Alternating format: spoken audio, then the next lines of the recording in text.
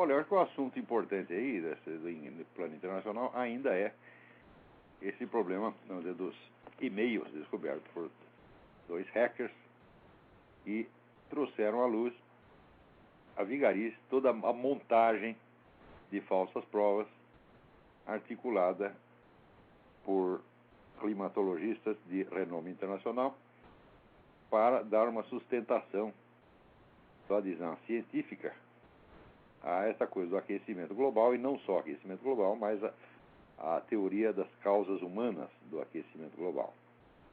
É muito importante entender que esses cientistas que foram assim desmascarados não são cientistas quaisquer, mas são os principais autores do relatório do painel intergovernamental das Nações Unidas sobre a mudança climática, o IPCC.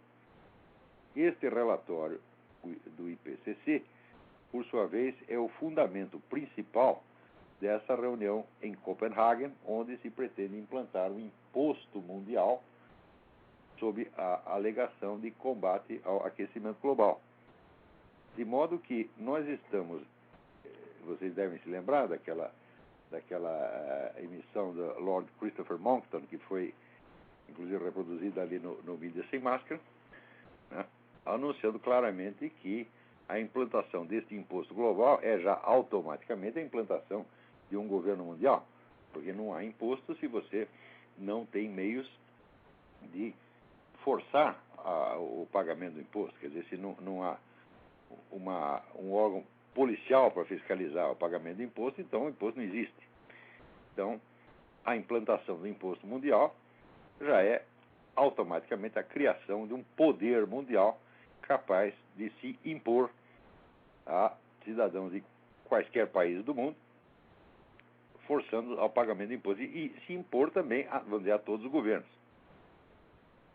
Ora, isso aí é a novidade, é a mutação mais revolucionária de todos os tempos. Porque a implantação do governo mundial não é só um crescimento do organismo estatal para o nível global. Você vê que uma das funções principais do governo é representar um povo perante outros povos. Quer dizer, você tem uma função de representação. Quer dizer, se não há um povo estrangeiro perante o qual você tem de ser representado, a própria existência de governo se transforma, vamos dizer, num fenômeno meio estranho. Agora, o governo global, ele representa que nação? Não uma nação, nem essa, nem aquela, mas representa a humanidade. Ele representa perante quem? Perante extraterrestres? Só pode ser. Né? Quer dizer, não há um possível inimigo externo ou um possível aliado externo. Se não há relações exteriores, a própria noção de governo fica totalmente alterada. Porque desde que o mundo é mundo, as relações exteriores é uma das funções fundamentais, né, do governo. Quer dizer, o governo é o órgão que representa um povo perante outro, que o defende de outros povos, que o articula com outros povos por relações diplomáticas, comerciais, culturais, etc, etc. Muito bem, o governo mundial vai fazer isso perante quem? Tá certo? Então, é de se prever que essa coisa de extraterrestres daqui a pouco comece a ter, vamos dizer, alguma relevância política. É capaz de você. Muito em breve vocês ouvirão autoridades mundiais começarem a falar. Eu não estou brincando, não. Isso não é uma piada, isso é coisa séria. Estudos a esse respeito já vêm sendo desenvolvidos há 60 anos. Vocês dizendo que a própria ideia do aquecimento global, do perigo ecológico, isso surgiu de um estudo feito mais de 50 anos atrás. O governo americano e outras entidades juntaram lá um grupo de estudiosos e cientistas para investigar a questão qual seria o substitutivo da guerra, possível substituto da guerra, como fator de unidade social. Ao longo de toda a história humana, o fator mais coesivo que existe, aquilo que mais facilmente junta um povo, é o conflito com outro povo. Né?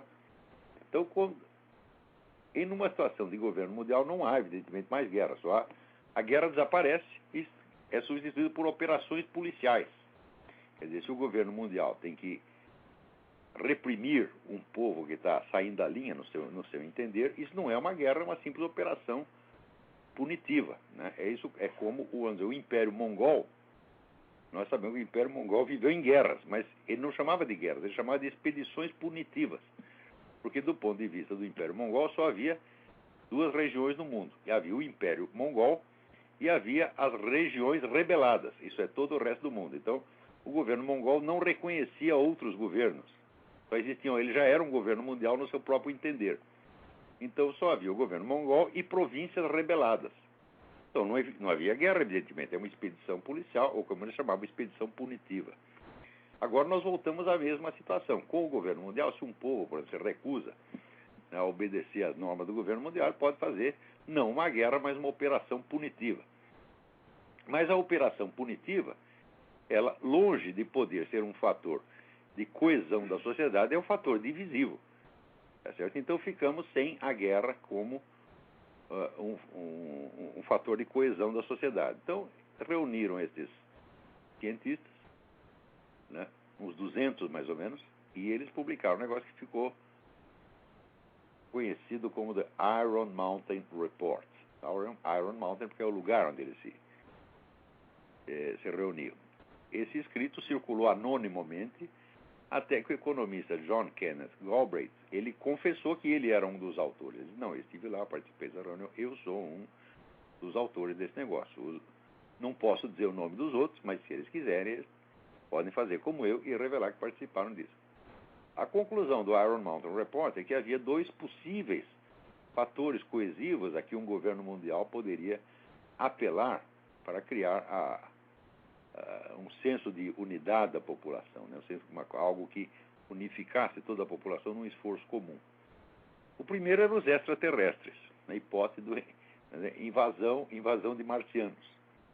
Quer dizer, se a Terra fosse invadida, naturalmente a humanidade, né, se uniria para combatê-los.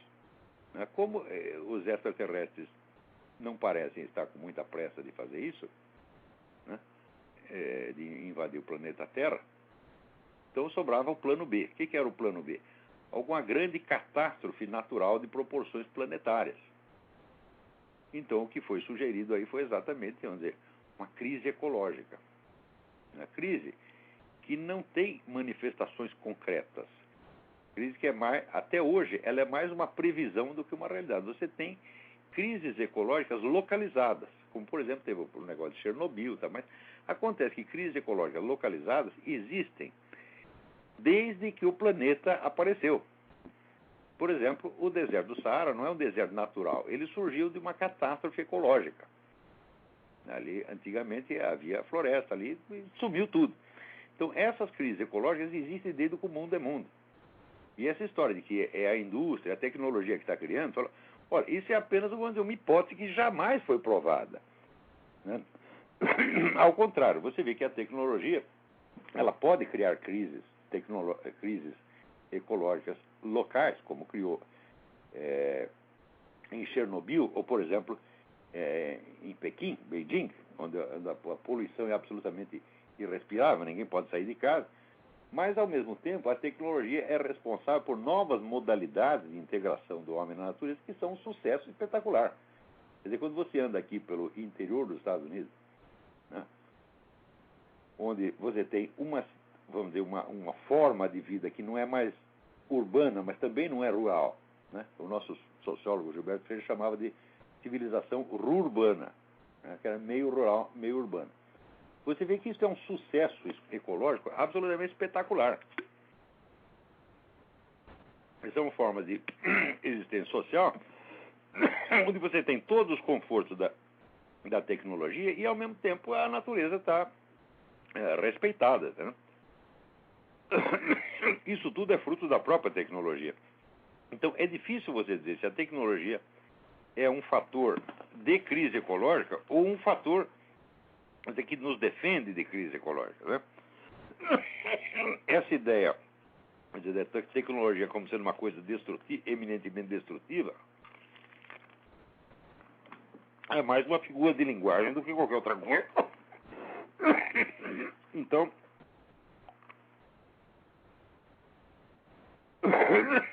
o que nós temos aí, vamos dizer, é a medida mais revolucionária de todos os tempos, que é a implantação de um governo mundial, que vai não apenas centralizar o poder em escala planetária, mas vai mudar